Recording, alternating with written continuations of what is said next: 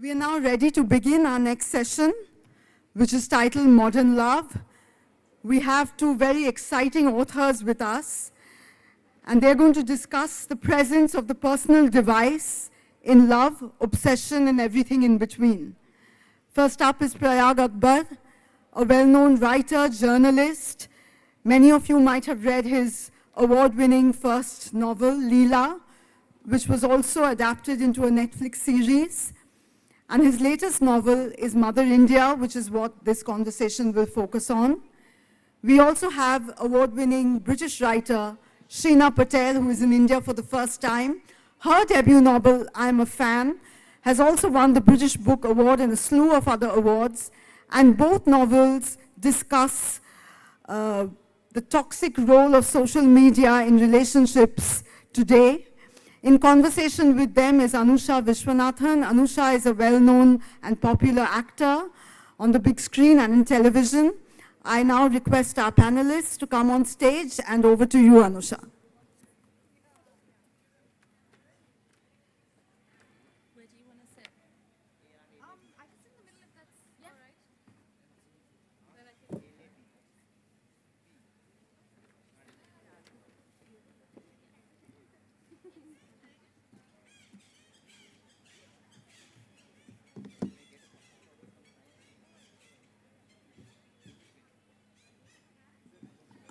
Hello, good afternoon.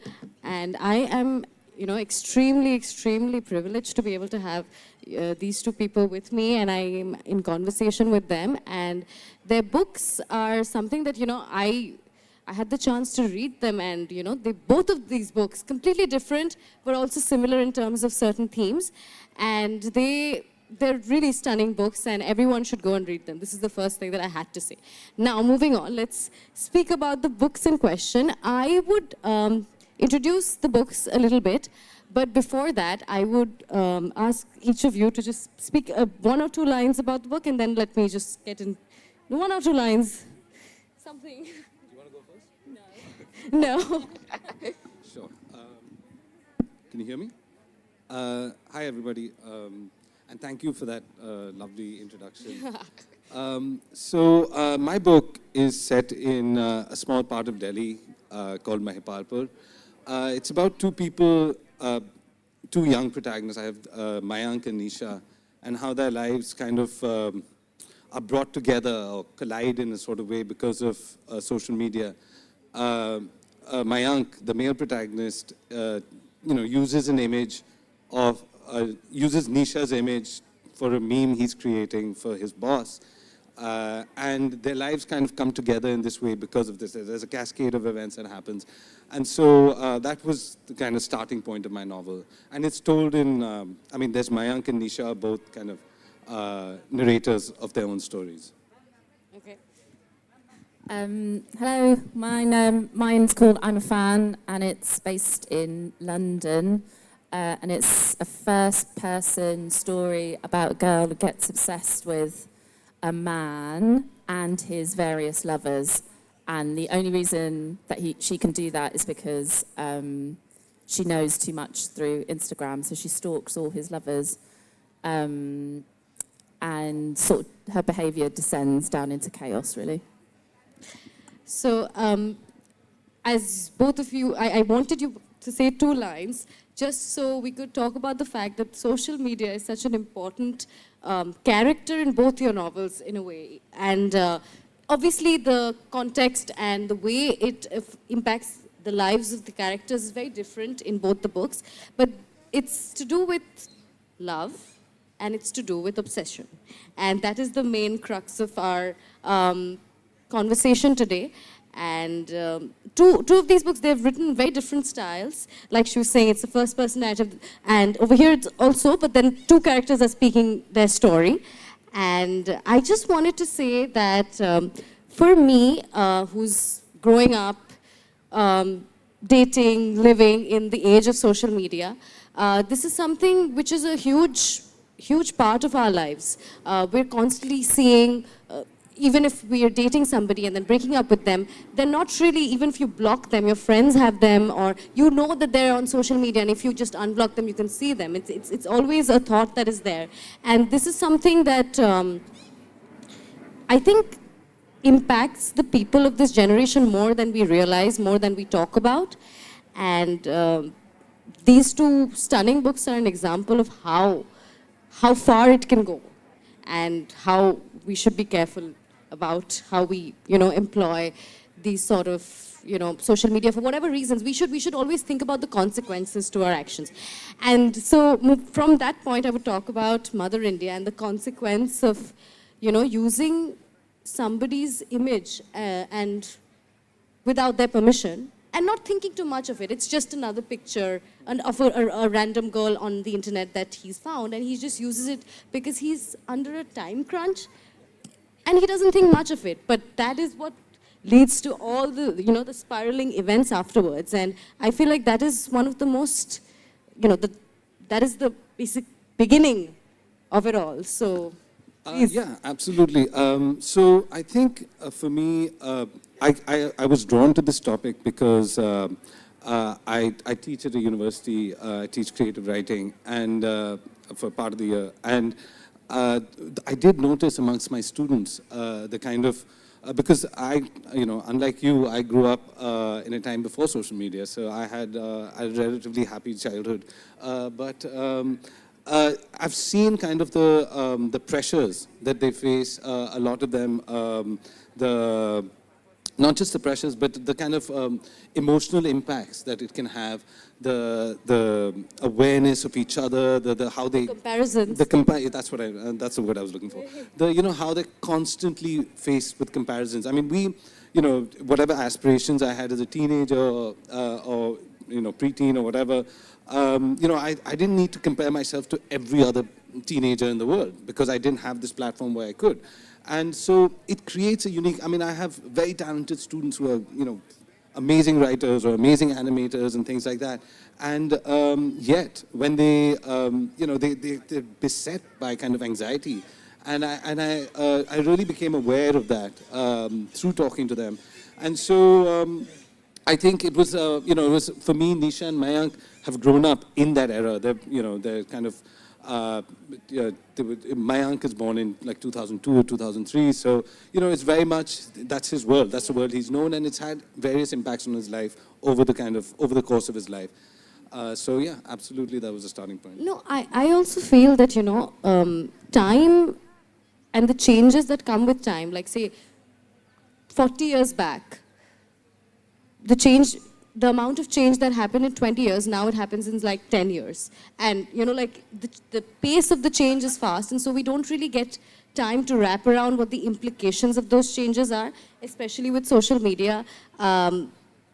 As kids, we always used to go to school and compare, oh, she has a nicer toy than me, I want that. But now it's our entire lives, and we're constantly comparing, and more so we're comparing our social status. Like, we're like, oh, she's traveling always, she's going here, or he's going here, and why can't I do that? Even though, you have a perfectly good life, but you just don't have that.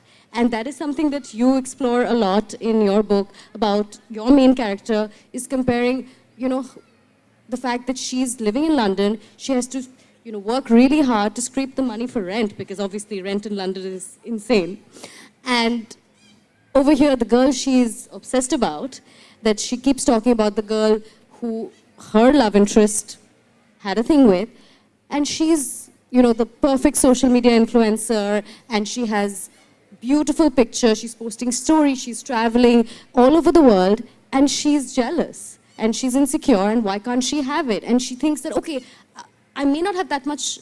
There's that point when she goes and she literally stalks her and goes to this place where she's showcasing her products, and she goes there, and she's not even there. And she looks at the things, and she's like, oh, that's £1,000, but that's not too much, right? I can spend £1,000 on it. It's like you're gaslighting yourself into thinking that you can afford more than you can just to create an impression for other people, not even yourself. So please just expand on that, why you chose that as a very like it's there throughout the novel, like this kind of a economic comparison as well, not just physical or emotional. I was interested in class and how the internet disguises class in a way, or the new iterations of class. So I wanted, the thing with the internet and Instagram in particular is that it's democratic, or it appears democratic, because you can watch the parties that you're supposed to go to, or like that, what people's houses look like. But the thing is access, and you're not physically in those spaces, even though your eye might be in those places. And also the algorithm, I was quite interested in the algorithm and how that benefits some people over others. And so when you have a nice house, or you have a lot of ease in your life, you get more followers because you have a more aesthetically appealing life. And so you then get more benefits by free things or brand stuff, I don't know. And so I was thinking about that, and how and also how people's jobs are sometimes the internet, and how their lifestyle becomes something that they can sell. And so if you buy something that they're selling, it's almost as if you can have the same life as them, but it's not really, and how the objects become imbued with something other or more than what they are. That if you buy a vase that this influencer is saying that you should buy, somehow you become like her, but you can't, because the context of your life is different. And I mean, that's in London, and it's very London and America-centric. So it's quite funny to talk about the book in terms of India, really. No, of course, it's definitely maybe not as much, but definitely a huge part of India now makes their living on the internet. There are so many shops on Instagram that people buy stuff from. But actually, I was just thinking, just to build off your point, in India, the expression of class on social media is kind of different. It's shaded slightly differently. So you do have,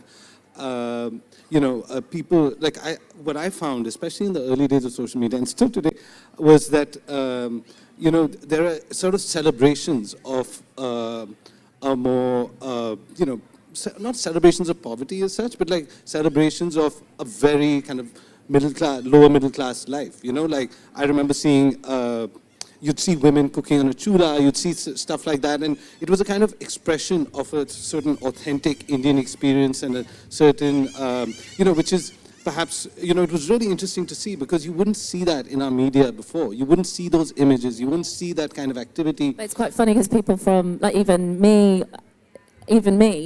or definitely somebody white, would come over here and look for that as the more authentic experience. Exactly, right? You would but I find that about Italy as well. It's like, I feel like Italy is white people's India.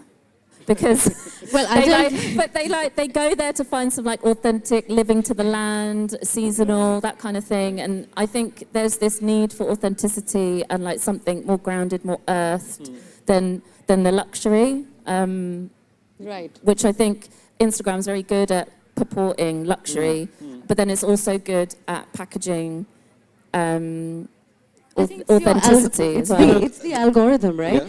Anything that can be sold into a brand or put into a brand, into a box, that Instagram does very well. I mean, there used to be this account back in the day, the Rich Kids of Instagram, and I don't know if it's still around, but someone tried to do that in India, and they failed spectacularly, because, no one wanted to see that. It's like, I don't need to see that. It's because it's such a tiny sliver of society, that real, like 1% or whatever it is. And, that lifestyle is not aspirational to most of us. It's not even something that we can access or comprehend. Right. So it just stays, no one could identify with it, those nightclubs or whatever, so it's like, so it's just, I suppose, what stage of kind of economic development the country is in and all of that. And I guess it's also talking in terms of character, being a caricature, but also how you also see yourself and how you also project an image of yourself, or how you want to project that image. Because if you want to project an image of like true, real Indianness or whateverness that you want to project, like cooking on a thali, I don't know, or like, you know, I don't know, something, or like seeing people sell things on the street, or you yourself selling something on the street, if that's what you're doing. It's this realness. And I think that's what then the internet becomes like a hall of mirrors, I feel. I was very interested in the idea of a doppelganger, and how for me, my character, the girl, is the woman that she's obsessed with, is her doppelganger, but also how the internet makes yourself into a stranger, because who you project yourself to be on the internet is different to who you are in your life. Because sometimes I'll be like, God, they're really, I'll look at someone's Instagram and I'm like, oh, they look really happy. And then you meet them and they're completely thoroughly depressed. And you're like, but you look so happy on the internet. I don't understand. And so you project this image of like happiness or success, and actually who you really are, it becomes estranged, I think. That's what I was very much interested in. A lot of, like, you know, since it's wedding season now in India, like December, January. I've noticed. Yes. So December, January is like top wedding season. And, you know, everyone's social media, I mean, I can tell you about mine. It's like everyone's getting married. Everyone's constantly giving pictures. And, you know, there's obviously a comparison. There's obviously an aspiration almost, you know, like, oh, she's done that or he's done that. Maybe I should do that in my wedding. And, you know, there's obviously, oh, wow. That's really, like, you know, you're not really thinking about the authentic experience of your wedding. You're not really thinking how, you know, within mine and my parents', you know, economic status, I will have a nice wedding. You don't think that way. You're like, I have to have this. She's getting married at this big hotel. I need to have that. That feeling does, especially with weddings in India, because it's a really important part culturally. Like, you know, everyone is expected to get married. And it's still quite rare when people don't get married in this. Is this turning into a therapy session for you? Yeah. I mean, So so you know, I'm 42 now, and I'm like the opposite kind of thing, because now I'm noticing that you know, some friends of mine, old friends, they're getting divorced. I mean, that and is of course a the part of it. divorce kind of the way the divorce plays out on social media is also very interesting. You know, how you kind of posting about it, and you know, you're trying to find moments of you know, you show those, like, you can tell a couple that's kind of drifting apart on the internet somehow. I've been able to notice. Yeah. And then you suddenly see like, oh, we've split. And it's like, oh, wow, I kind of call that. But actually, we just know, to bring it back to the books, rather than making it out to be a personal therapy session.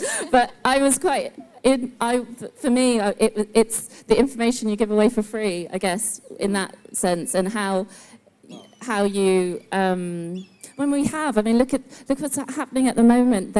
These friggin' oligarchs have taken over the internet, and we've given up all of our information for free for years. And I think the thing that freaks me out even about dating apps, I mean, I don't know what that seems like here, but it's the fact that there's this third party that has this super, super intimate information about how you flirt, who you like, what your type is. It's like, it's such an infringement, I think, and the idea of privacy, and also the idea of the internet being an unreliable narrator is something I was very interested in. You're an unreliable narrator. The internet is also an unreliable narrator. So like everyone's lying to everyone else, and how it becomes so hard to access yourself once you don't know what the truth is anymore. I don't know if that's similar to your book. it's definitely similar.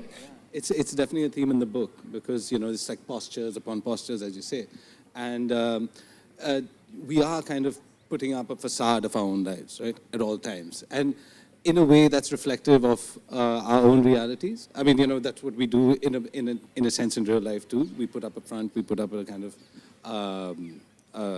you know, persona. Yes. Yeah, when we're even interacting with people in real life. But the internet kind of accentuates that. It makes it even sharper, and it pushes it into a, you know, a sharper kind of relief maybe.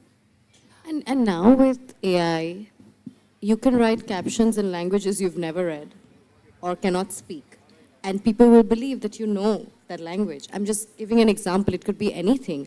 And, you know, when you go through a person's social media profile, you probably know how they look, maybe you know how they look.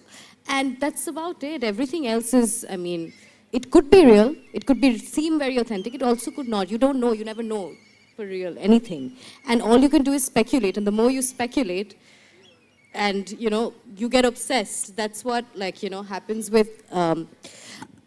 Okay, so while we're on the topic of obsession, I really wanted both of you to speak about how love and obsession is related.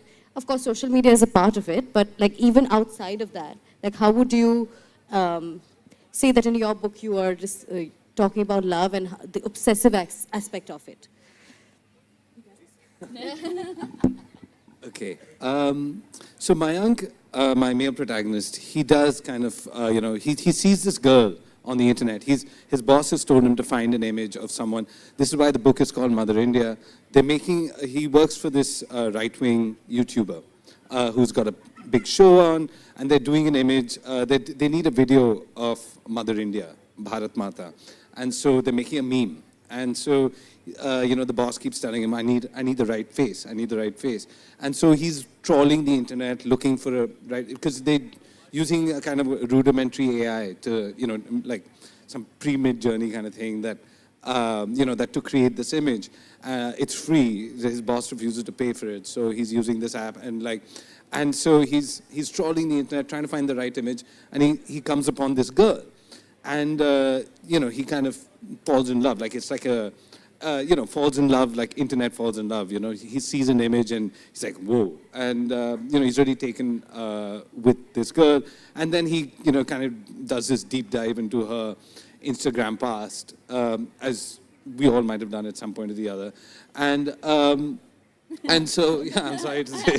And so, he's going through this, and he's, and so it was actually for me about that kind of singular, momentary, as you said, obsession that, comes upon us, that takes over, and you're like, whoa, I got to see who this person is. And even if it's addictive, right? It is, yeah. You don't know when to stop. That sense of prurience, or that sense of voyeurism or whatever it is kind of addictive, and social media enables that, and so so it was very, so that was the starting point of the novel, where he kind of he comes upon this image, and then he's like, oh, so he's, in one sense, he uses the image because his boss wants it, but he's also kind of ambivalent about it because he wants to, kind of keep her for himself or whatever, and it's in so that way. interesting because, the way he uses it, in the context of what he uses it, and the fact that he's attracted to her is a very interesting sort of contrast. I mean, I don't know if it's a contrast, but...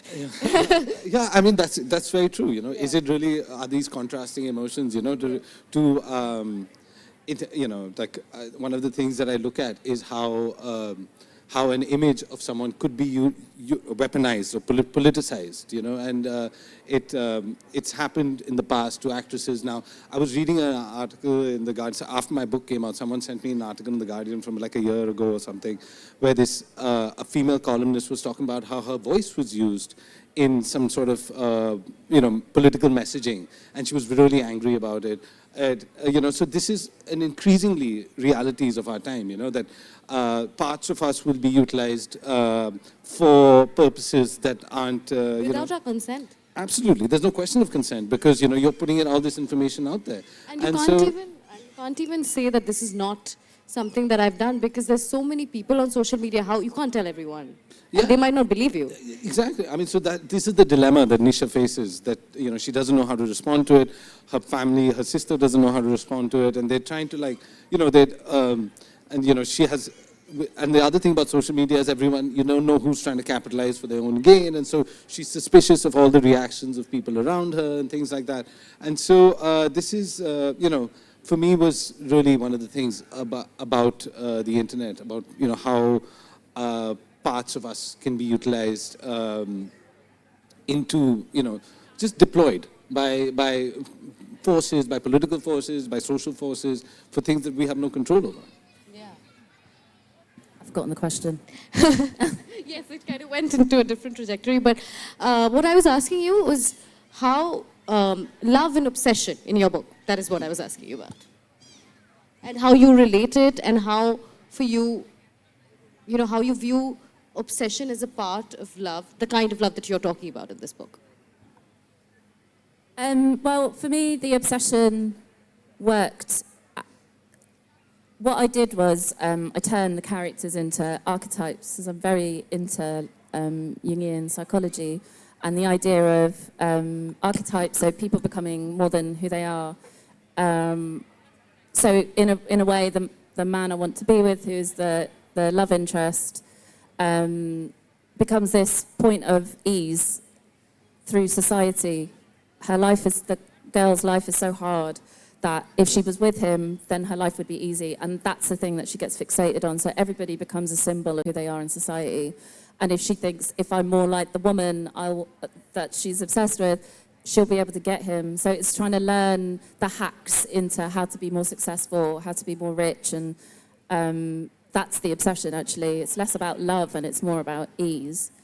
Because ease is the thing, that's the currency at the moment. It's less about money. It's what kind of lifestyle you can give yourself. So the fact that you can have a lot of leisure time, and I'm saying this and we're at talk and I'm abroad, but like that idea that you have a lot of leisure time is the demarcation of wealth, I think. What you can do with your day and the freedom to do what you want to do with your day is the true wealth indicator, I think. And I think that's what becomes the fixation, is how does she bring ease into her life? So just another question. So do you think that the protagonist is actually in love with the man that she wants to be with? Because she doesn't say that it's the man that I'm in love with. Well, no, because there's no love in this book. It's a really hard place to live, is this world where she's in a relationship, but that's kind of twisted and there's violence everywhere. And I wanted that to be reflective of the society that she lived in. And it's not so much her fault or my fault for writing it. It's just a reflection of the violence. And do you think this, the fact that she recognizes the red flags and then she finds them sexy is what you say, right? That's a meme. I mean, yeah, right. No, but she's like, my point is that is exactly what she's seeing. There's so many things that he does, which is just, I mean, how do you, from where can a person come and accept those things done to her, and the lack of respect, the casual evasion, and the fact that she just is okay with it? Like, do you think there's some sort of wanting to escape from not just the fact that he is commitment phobic? I think maybe she is also a bit commitment phobic, don't you think? Because she's actually chasing someone she knows at somewhere deep down that she's never going to get. And he's unavailable as it gets. Yes, but that's again reflective of the idea that society tells you overtly and inadvertently to try really hard, and no matter what rejection you experience, you keep going. And how is that any different to being in a love relationship where you're like, eventually I'll wear him down, because that's the lesson I've been told about the world, is that it will reject me. So I have to keep going, because what else am I going to do? So it's not really, it's like the lessons you're taught and how that bleeds into the romantic relationships that you have. I mean, I know there's a massive queue for a romance there, but that's not what I believe in. I don't believe in that. I believe that people don't change, and it's really hard to love someone else, and it's really hard to let someone in. It's hard to be truthful. It's very easy to settle. It's very hard to know what love is when sometimes your life is really difficult. And sometimes you don't make a choice because of these grand overarching feelings. You make a choice because of survival. You make a choice because 2 incomes is better than no incomes. And you just make a decision that, right, no, I'm going to put all of those romantic feelings that I thought I wanted to have in a box and survive. And so there's a dream and then there's the reality. And I think you're very lucky if you find someone that you love and then you live a very lovely life. But I think the majority of people settle. And she decides to go for somebody that can make her life easier. It's an economic decision, or it's an economic hunt. And so the idea of it's and everything that should be romantic turns into something quite poisonous, which I mean is quite funny actually. But I just wanted, for me, it's also a political decision for a brown woman not to be good and not to be kind of palatable and not be obedient. She's a very disobedient character, so I wanted to put her in the worst places and put a lot of pressure on her and see what would happen. And for her to do the worst thing, because I don't think those parts of myself were ever given any space, and I wanted to have a space to do that. Because why project a perfect image of yourself like the internet purports to do? Why not be the worst version of yourself and see what freedom there is in that? Makes sense. Makes sense. Yeah, sure. No, I mean, absolutely, it does make sense. Is that good for the algorithm?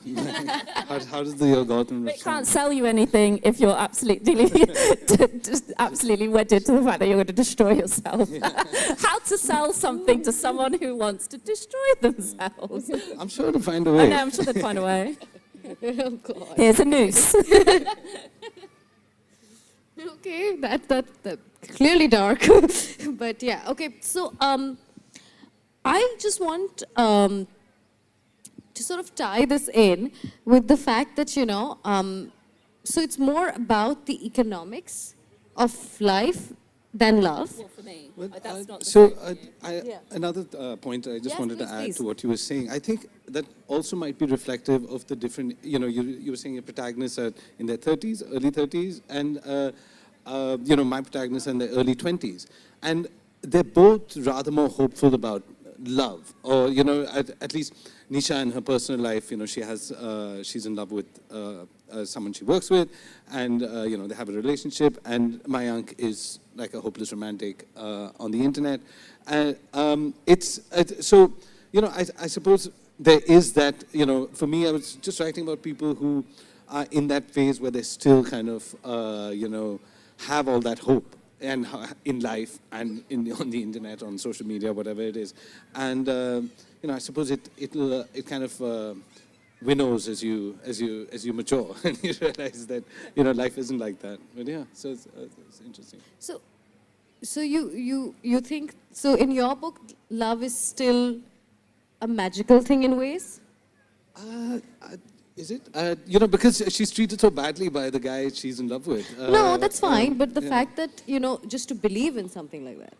Yeah, I mean, I have to say I still do kind of believe in these things. So I guess that's also a reflection of, you know, what I believe and where I am in my life, I suppose, like, or in my way of thinking. But it's, I know, definitely at that age, I was, you know, I was trying to tap in. So I'm writing about people who are very, you know, like 20 years younger than me. And so I was trying to tap into that, that moment of your life, you know. And I remember being quite hopelessly romantic at that time, you know, just believing in that, you know, in things like love or ideals or an idealized version of love. And then, you know, as you said, at some point you realize that, see, it's not about like for me, it's not about not falling in love, but like more like that settling is actually realize a maturity or something. You know, it's like, yeah, there's something very beautiful to be built in different ways. And so this is really becoming like a therapy session. There's a really great article I read in The Atlantic the other day. It's about loneliness and how there seems, I don't, and I'm saying this, it's just a vibe. It's only vibes I'm getting. I have no empirical research at all. So I'm saying this just purely on me being an authority of nothing. But there seems to be like a divide with men and women at the moment. And a lot of, well, at least in Britain for sure, and I think in America, but definitely I think in like London maybe, is that men and women are choosing to be celibate and are spending an increasingly amount of time alone. And I was thinking about the body and how so much of being human is movement. And it's what's so incredible about Calcutta is there's just so much movement on the streets and everyone's so physically engaged in public life. And the deadening of that in London, I can see how zombified everybody is. Everyone's just escaping through their phone all the time. No one makes eye contact. And here there's a lot of eye contact. There's a lot of like humanness. But like the people keeping isolated from one another has led to more right-wing beliefs because people are spending so much more time alone and eating alone. Individualistic. Yeah, it's leading to this more isolationist life, really. Like people are going, I go to so many less parties than I used to, and I don't throw them, and I used to get people all together a lot, and I don't. And there is this idea of like what you see on the internet then further exacerbates your own loneliness. And I love things that are lonely. Like my heart really goes towards books and art that center around loneliness. And this book is about a girl that is very lonely and goes after something that's, you know, not good for her, but what she thinks is good for her, because what is good has been distorted. Yes, a lot of her life is just on the internet, and like you barely get any interaction with the world outside of the man that she wants to be with, and maybe her parents and her boyfriend, but that's about it. Yes, you were going to say something. Well, I was just going to say that the novel is a good form to explore solitude also, right? It's, it's kind of lends itself to that very well. And both Mayank and Nisha are kind of living in that solitude of their own.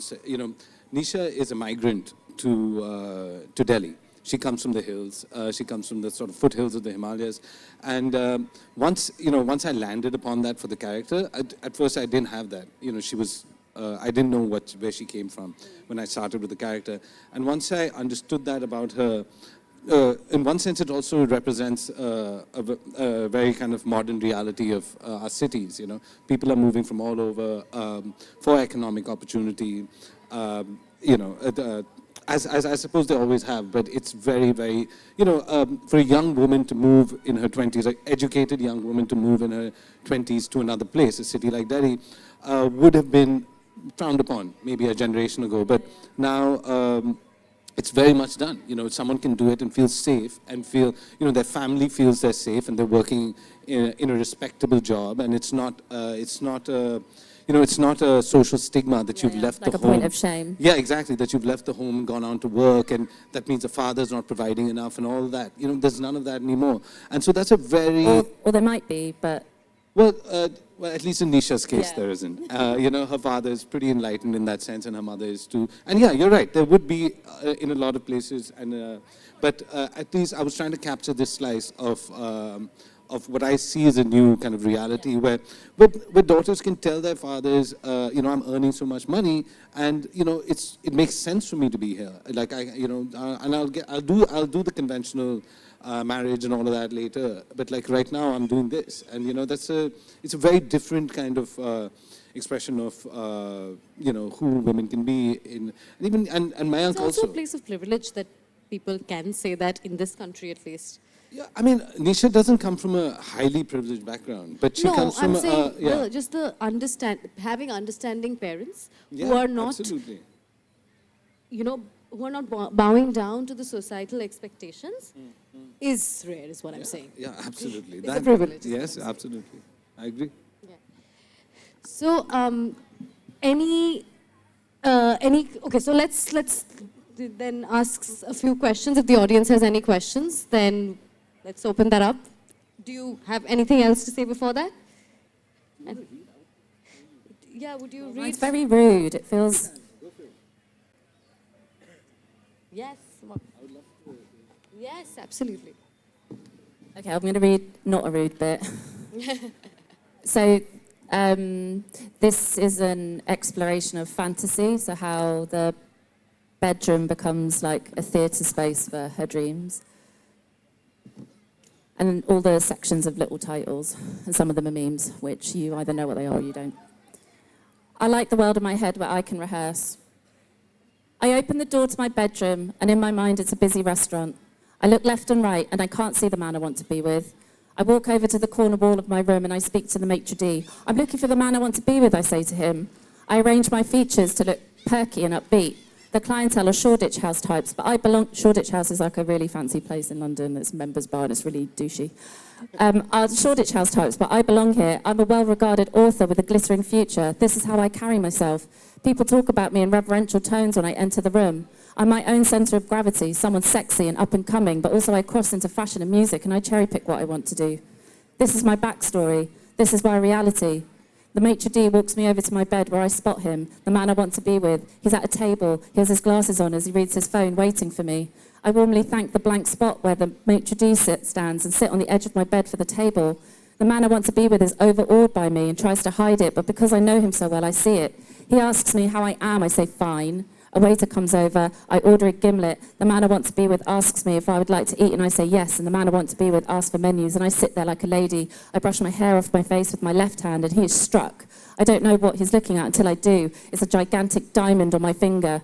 The ring signifies I am now loved. Someone wants me so badly they are willing to put a stone that would sink a ship on my finger to have me. But I'm so used to this feeling of being wanted, of being publicly celebrated, of belonging to someone, that faced now with someone who couldn't bear to claim me, I forget how I was ever desperate and lonely because I've been branded so searingly by love.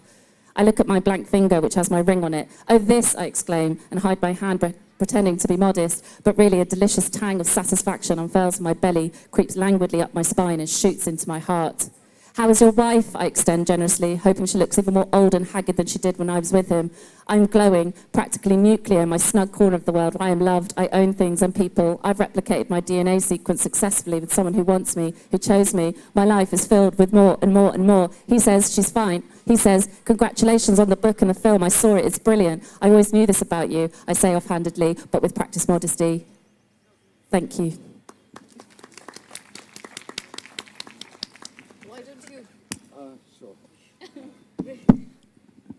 So just a little bit of context, as we were talking about, so Nisha Bisht is the female protagonist, and the story is divided into 4 kind of lengthy chapters, and it starts with the Mayank narrative, and the second narrative is Nisha's herself. So I'll just read a bit, the opening section of Nisha. Nisha Bisht spotted the stain in the bathroom mirror of the 2nd floor of Imperium Mall. 2 tremulous streaks of lime green and a parallel dusting of brown on the shoulder, sticky and fibrous with chlorophyll and mud. For a few seconds, she stared in horror. Only 20 minutes until they opened. She messaged her manager, Siddharth, then turned to Google. A WikiHow suggested isopropyl alcohol. Nisha folded the jacket, stuffed it in her backpack, ran in shirt sleeves and heels along the enormous oval corridor that looked down upon the central lobby of the mall, until she came to a small grey door adjunct to an elevator bank. Inside the room it was dark, suddenly silent, a moistness in the air like clothes had been dried there. Now she breathed easier, although she still cursed herself for the decision taken yesterday after work, lured by a dramatic saffron sky to halt for a few selfies at the hillocky lawn outside the mall. She scooped up the big white plastic bottle that was on the shelf behind the janitor's blue bucket. To get the liquid into the fabric, Nisha would have to sacrifice the toothbrush she always carried in a small pouch in her backpack, along with a can of deodorant, makeup, hair clips. The alcohol evaporated fast, but it made Nisha's jacket smell of nail polish remover. She walked back along the corridor, patting the jacket without much hope to dry the water, on through the doors of the store, taking a second now to look about, find her feet, tug the wrinkles from her desk, fiddle with a strand of hair. It was only when she felt neat and complete, if still breathing slightly heavily, that Nisha nodded at the 2 young men who stood there in similar outfits of eggshell khaki. Siddharth smiled back and walked to the front to fling the double doors open. The first arrivals to the building were usually college students, bunking class and there for the air conditioning, a population the mall's management was loath to keep out, although they did not spend. And despite the fact that Nisha was not much older, she'd already begun to see them through a faint tint, adopting the term her colleagues used, lobby wale, because they almost never traveled to the higher floors.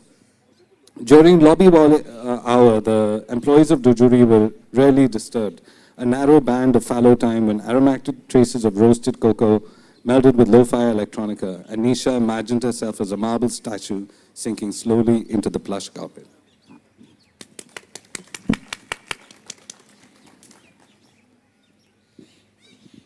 Yes.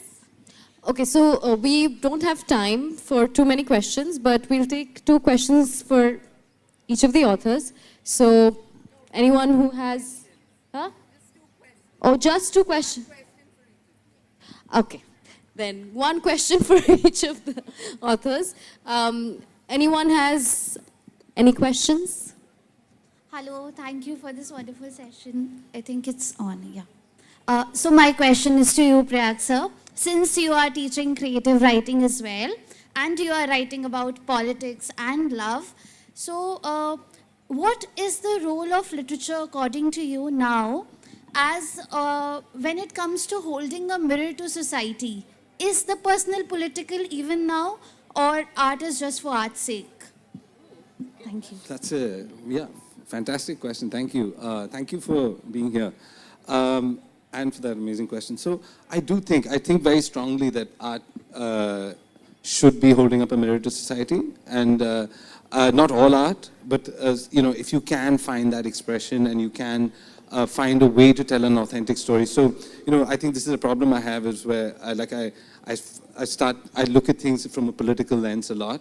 I have to go back to my characters all the time and try and think about their lives. So especially if you're interested in writing fiction, and I tell my students this all the time, if you're interested in writing fiction and creative writing, try and stay with the person more than the overarching themes or ideas. Try and capture one person's life or two people's lives in the most authentic and intimate way possible. Try and get inside their minds and try and think of all the the good and the bad that could come into their lives, and that's what we read stories for. We read stories to get a glimpse into a different way of living, and so no matter all the political ideas you want to get into your work, the powerful thing remains the people at the heart of the story. And a question for Sheena, please.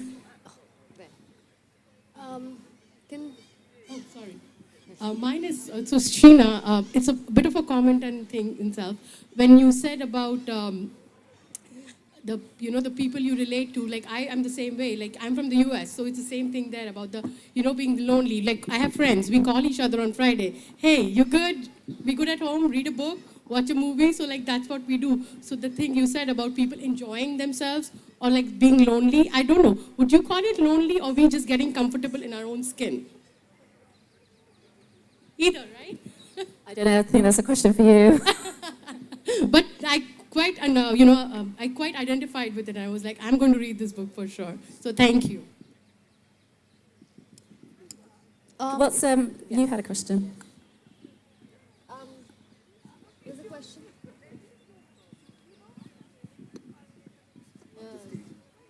Yeah, so I really love your book, firstly, and the narrator, as whatever it might imply, she's literally me. Worried for your friends. Exactly. Can you hear me? Yeah.